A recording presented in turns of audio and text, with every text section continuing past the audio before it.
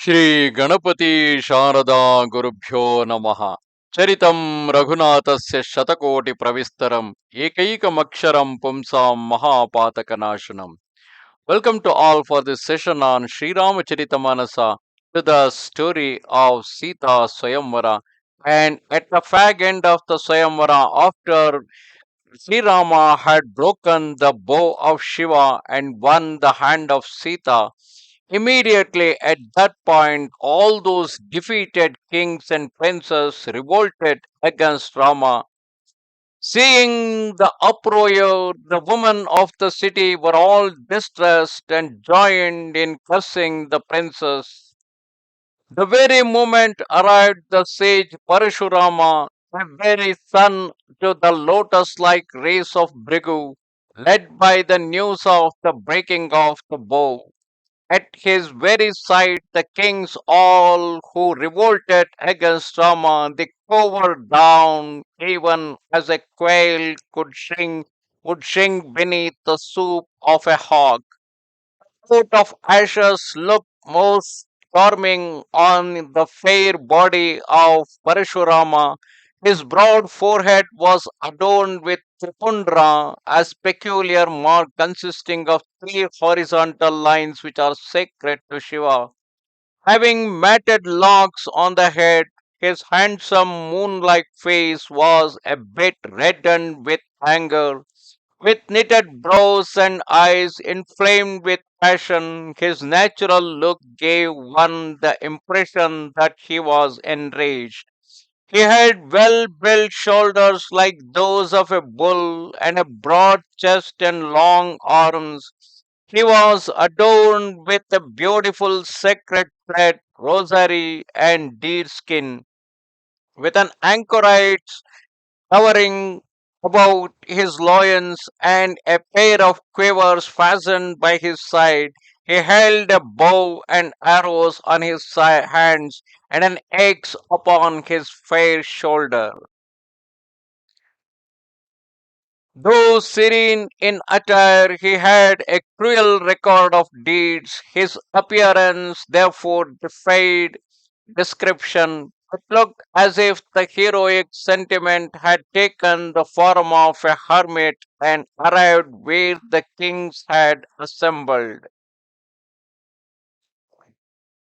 Beholding the frightful figure of Parashurama, the kings all rose in consternation, and mentioning his own as well as his father's name, each fell prostrate on the ground before him. Even he, on whom Parashurama cast a friendly look in a natural way, thought the sands of his life had run out. Then came Janaka and bowed his head, and sending for Sita, he made her pay homage to the sage. Her companions rejoiced when he bestowed his blessings on her, and cleverly took her where the other ladies were. Next came Vishwamitra, who met him and placed the two brothers Rama and Lakshmana at his lotus feet, saying that they were King Dasharatha's sons. Rama and Lakshmana by name. Seeing the well matched pair, he blessed them. His eyes were riveted on Sri Rama's incomparable beauty, which would humble the pride of Cupid himself.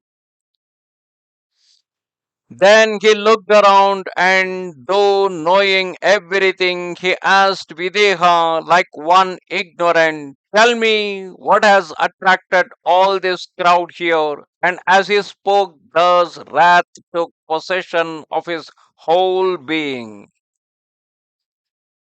Janaka narrated to him the whole story, mentioning what had brought all the kings there. On hearing this reply, Parashurama turned around and looking in the other direction, he espied the fragments of the bow lying on the ground.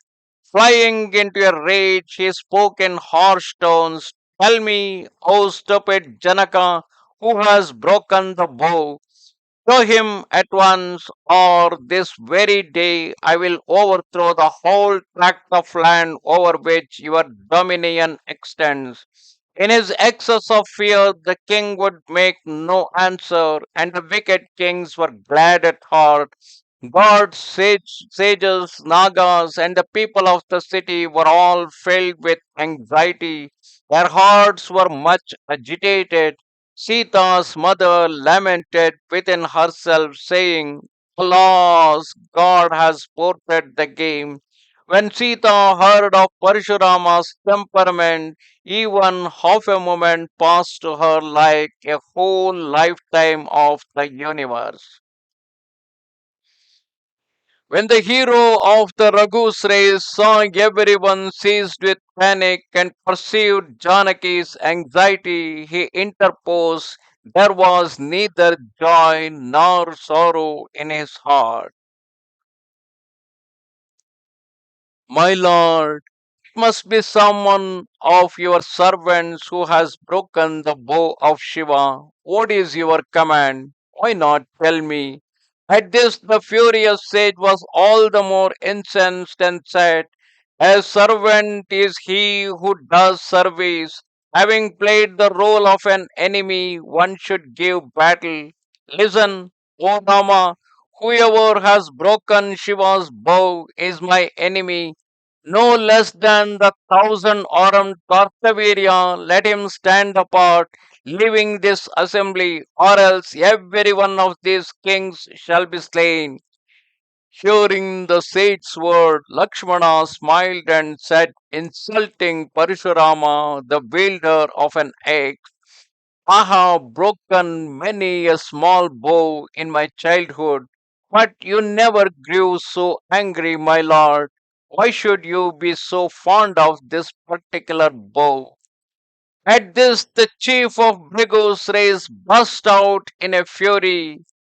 O young prince, being in the grip of death, you have no control over your speech.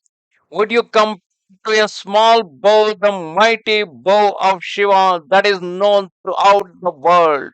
Such is great respect given to the bow of Shiva by Parashurama.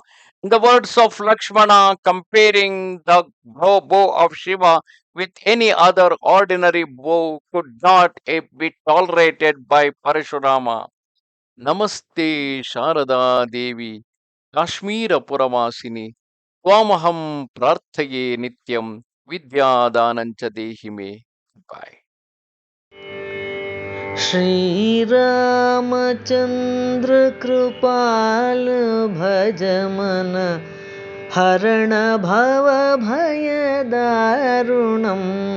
Shri Ramchandra कृपाल भज मन हरण भव भयदारुणं श्रीराम श्रीराम श्रीराम श्रीराम श्रीराम श्रीराम